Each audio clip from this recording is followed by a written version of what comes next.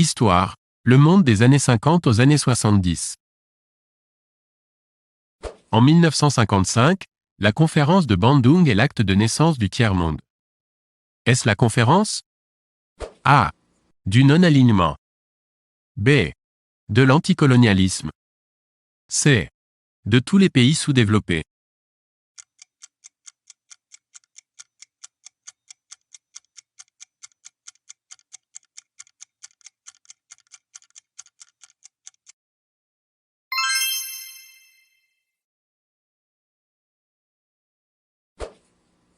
Quels sont, parmi ces dirigeants, ceux qui participent à la conférence de Bandung? A. Nehru. B. Tito. C. Nasser. D. Chou en lait.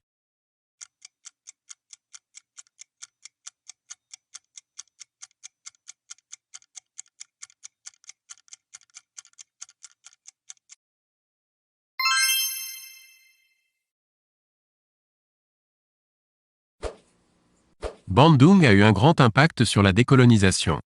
Quels sont, parmi ces pays, ceux qui obtiennent leur indépendance dès 1956? A. L'Algérie. B. Le Maroc. C. Le Ghana. D. La Tunisie.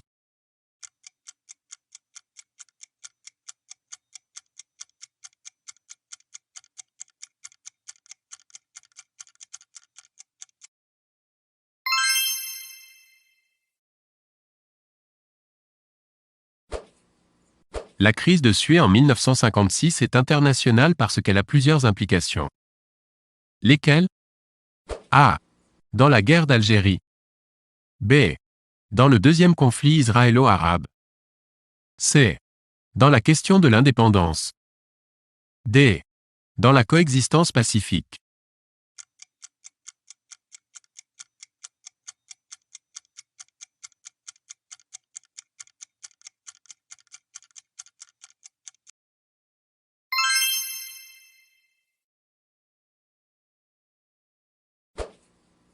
Pourquoi la guerre d'Algérie s'intensifie-t-elle en 1956? A. Le FLN s'organise et se renforce. B. L'armée française joue un rôle grandissant. C. L'OAS est créée. D. L'ONU se saisit de la question algérienne.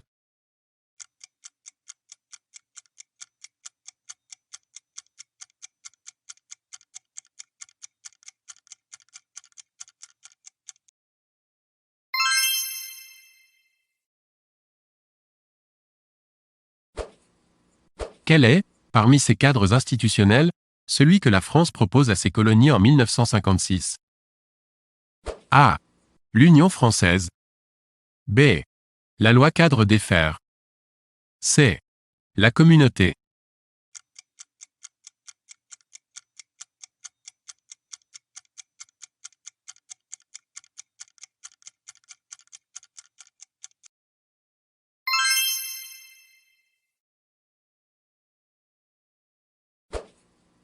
La décolonisation de l'Afrique noire française se fait sans heurts. Quel est, parmi ses dirigeants, celui qui a choisi l'indépendance dès 1958? A. Houphouët-Boigny. B. Léopold Sédar Senghor. C. Sékou Touré.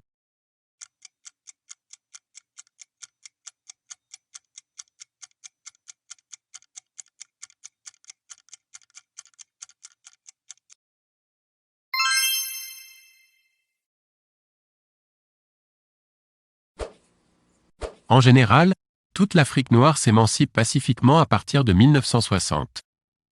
Il y a pourtant eu des exceptions. Où? A. Au Nigeria, Grande-Bretagne. B. En Afrique du Sud, Grande-Bretagne. C. Au Congo belge.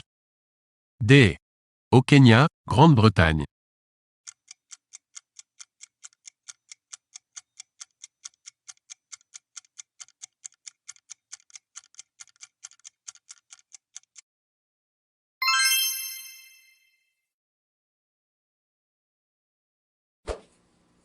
Quelles sont les colonies africaines qui accèdent à l'indépendance en 1974 à 1975? A. Le Soudan. B. L'Angola. C. Le Mozambique. D. La Guinée-Bissau.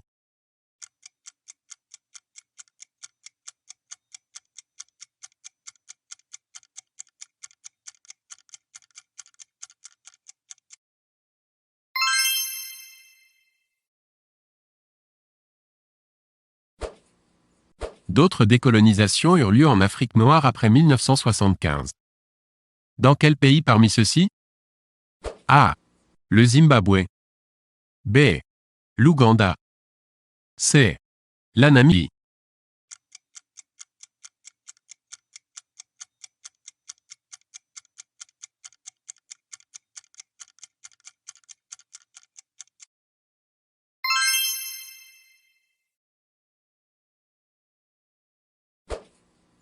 La compétition entre les deux grands bat son plein depuis 1956. Aux États-Unis, Kennedy lance en 1960 son programme « Nouvelles frontières ». S. A. Celle des nouveaux pionniers. B. Celle de la fin de l'endiguement. C. Celle de la pauvreté. D. Celle de l'espace et de la science.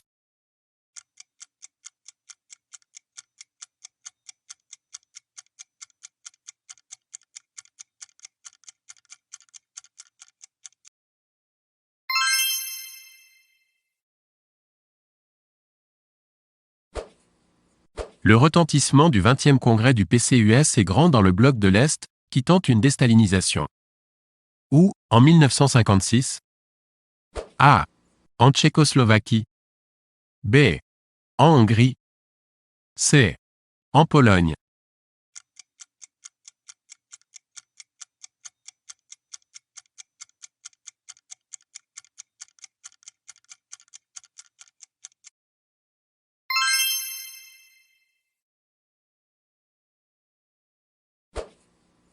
La fissure du bloc communiste s'élargit avec le schisme Moscou-Pékin de 1960. Quelles sont les causes de cette rupture? A. Le 20e congrès du PCUS. B. La création de la Commune populaire. C. Les affrontements sur la frontière commune. D. Le voyage de Khrouchtchev aux États-Unis.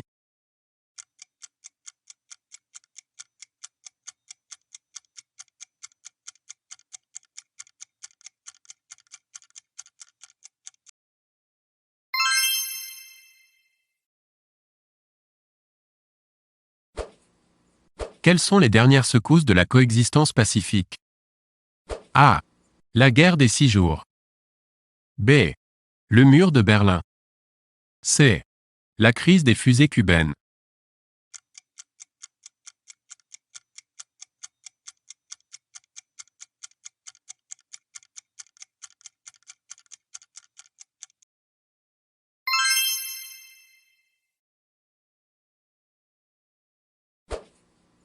L'épisode de la baie des cochons, en 1961, désigne A. Le point de débarquement de la guérilla castriste. B. L'endroit où l'URSS a installé des rampes de fusées. C. Le lieu de débarquement anticastriste.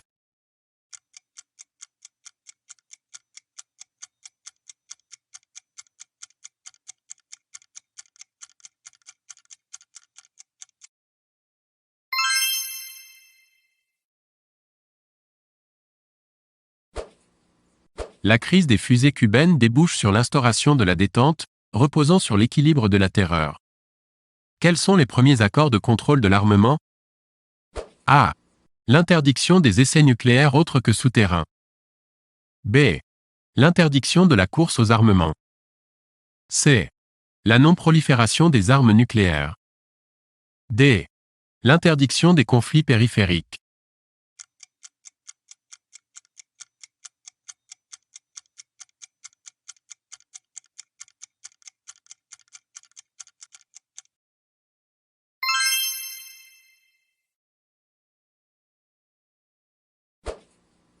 Quels sont les conflits localisés qui marquent la détente dans les années 60? A. La guerre du Vietnam. B.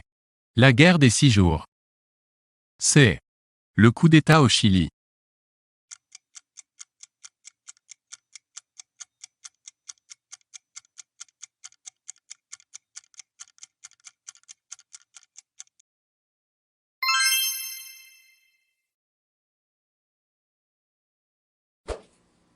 La Tchécoslovaquie tente en 1968 d'installer un « socialisme à visage humain ».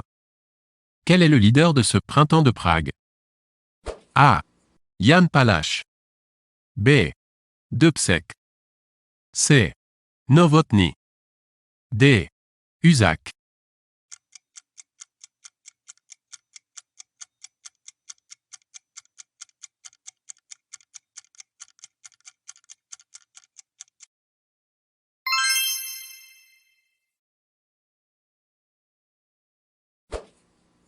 À la fin des années 60, Moscou a cessé d'être le pôle unique du communisme, non seulement parce qu'il y a la Chine, mais aussi parce que d'autres pays du bloc choisissent des « voies nationales au socialisme ». Lesquelles? A. La Roumanie. B. L'Albanie. C. La Yougoslavie. D. La RDA.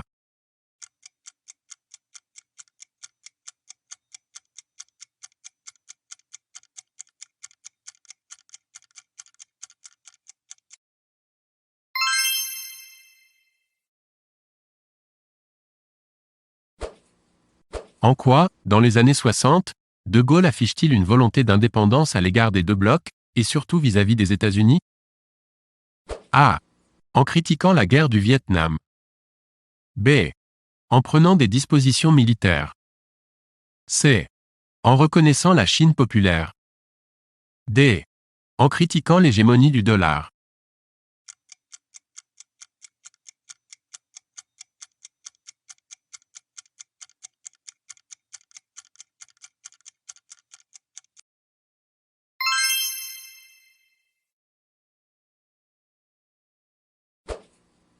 « 1968 marque un tournant dans la guerre du Vietnam. » Pourquoi? A. C'est la signature des accords de Paris. B. C'est l'élection de Nixon. C. C'est l'offensive du Tay. D. C'est l'ouverture des négociations à Paris.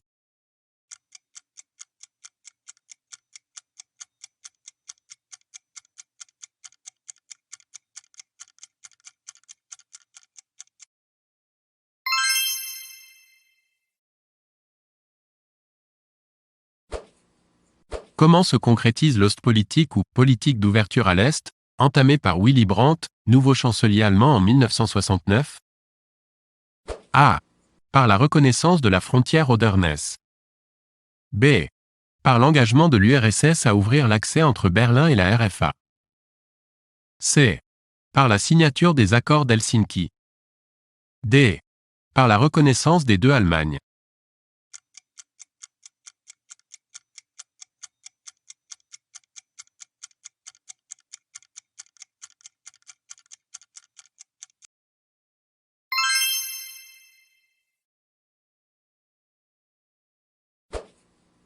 Nixon aussi entame une ouverture sur l'Est dans les années 70. Pourquoi? A. Pour détourner l'attention du Watergate. B. Pour isoler le Viet Cong. C. Pour mettre fin à l'endiguement.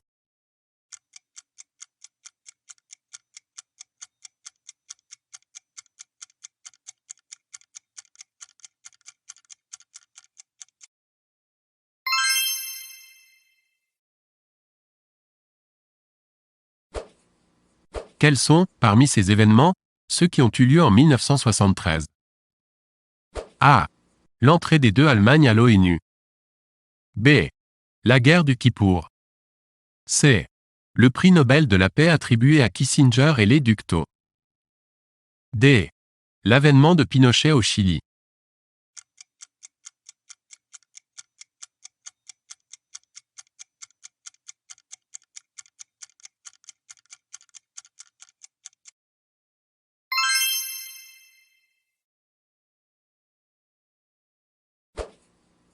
En quoi, l'année 1973 est-elle un tournant dans les relations internationales?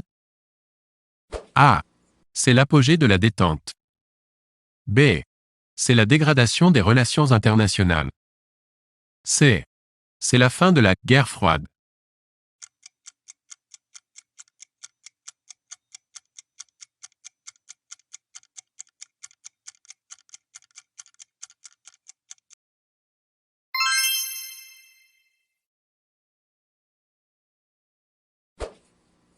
L'expression « 30 glorieuses » est de A. Sauvy. B. J. Fourastier. C. J.K. Galbraith.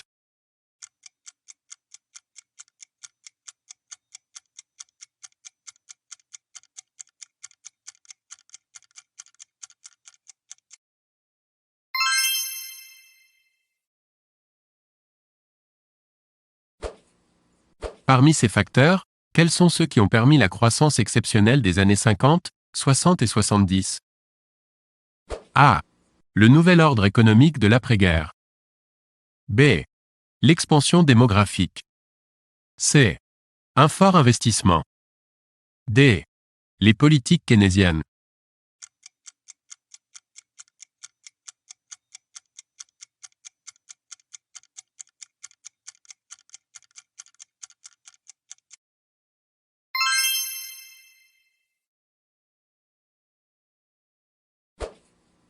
Les échanges internationaux progressent au rythme moyen de 7% par an entre 1950 et 1975. Quelle est à cette époque la négociation du GATT qui a contribué à cet essor? A. L'Uruguay Round. B. Le Kennedy Round. C. Le Tokyo Round.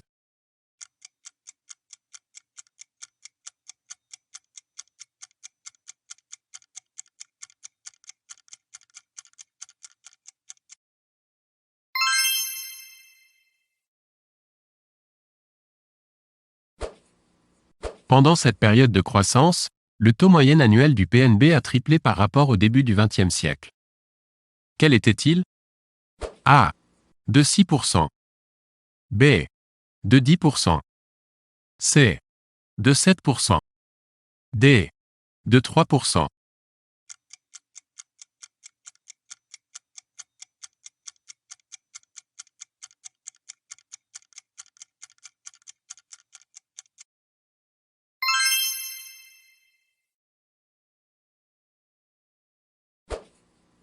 Quel est le moteur de cette croissance exceptionnelle dans les années 50? A. L'agriculture. B. L'industrie. C. Les services.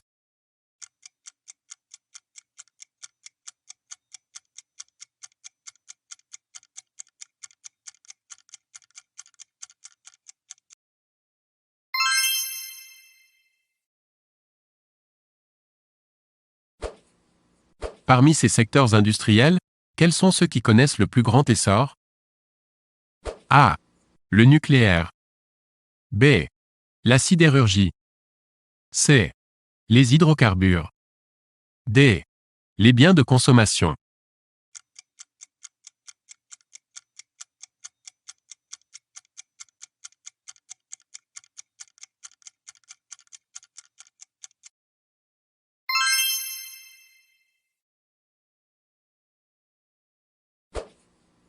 Sur le plan social, quelles sont les caractéristiques les plus incontestables des 30 glorieuses? A. La progression du taux de salarisation. B. L'amélioration de la condition ouvrière. C. L'essor du travail féminin.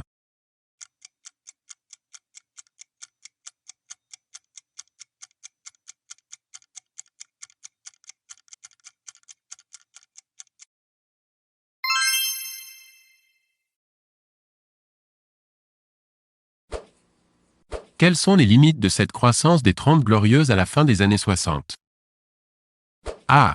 La montée du chômage. B. L'inflation. C. La montée des contestations.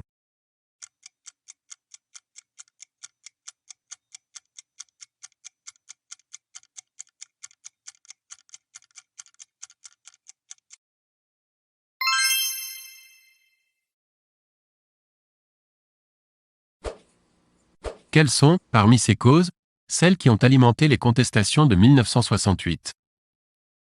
A. Le rêve américain. B. Les inégalités. C. La guerre du Vietnam. D. La création du Club de Rome.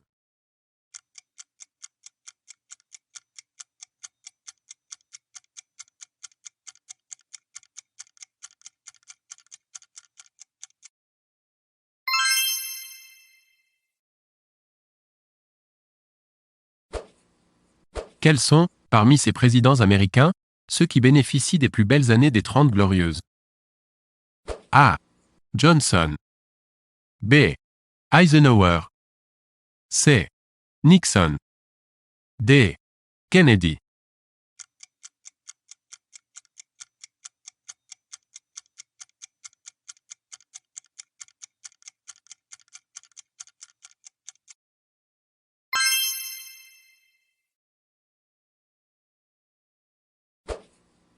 En dehors de la guerre du Vietnam, quelle a été, parmi ces politiques, celle privilégiée par le président Johnson?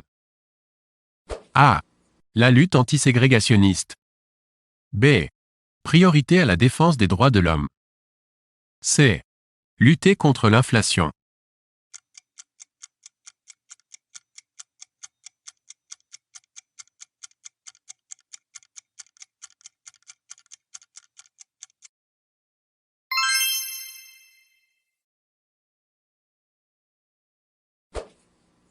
Quels sont les dirigeants contemporains de Eisenhower? A. Brejnev. B. De Gaulle. C. Kissinger. D. Churchill.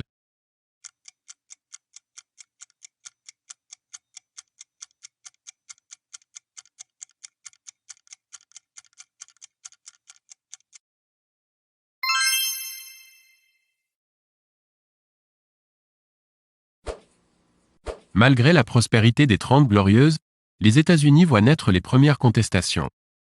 Quels aspects prend la révolte noire dans les années 1960 à 1970?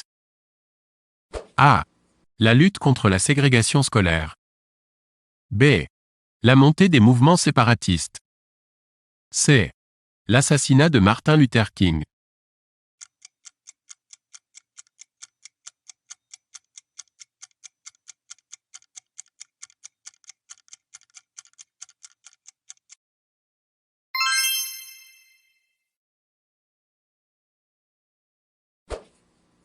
De quand date la PAC ou politique agricole commune? A. 1962. B. 1968. C. 1972.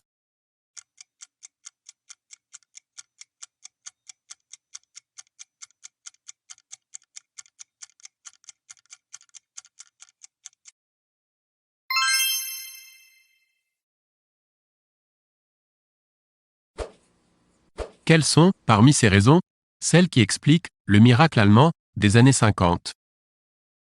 A. Une politique économique efficace. B. La possession d'hydrocarbures. C. L'aide américaine. D. L'importance du potentiel industriel.